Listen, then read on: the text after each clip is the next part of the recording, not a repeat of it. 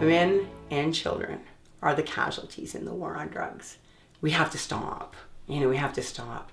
The United States has created legislation where the mandatory minimum sentences, where it doesn't matter the circumstances, there's no discretion for judges.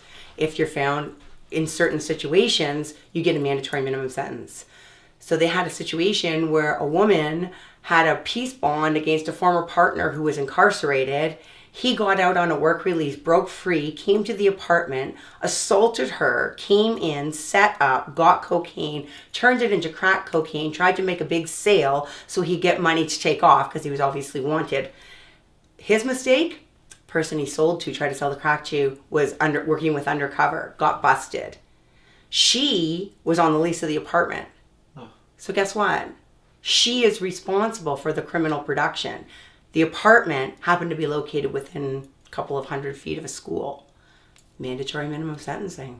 Didn't matter the circumstances. She went down. He was smart enough to make a deal and sell out the guy that sold him the coke. So he got a deal and she got the full extent of the law. Even better is that some of the states have privatized their child welfare in addition to privatizing their criminal justice system. So in some of the child welfare and criminal justice systems in the United States that are privatized, they realize that when a woman goes in for a drug charge, if the child is under 5, it costs way too much money to try and maintain that child-mother relationship. You have to put the child in foster care, and then you have to pay for foster care, and then you have to pay for visits and ongoing contact. It's too costly, and doesn't make the bottom line even. So the policy is that if you get incarcerated for a drug offense, then your child is under 5, you lose custody completely and your child is placed for adoption. The suicide rate of women in those states went up to 78% in their correctional facilities. And then we had a conservative government talking about mandatory minimum sentences.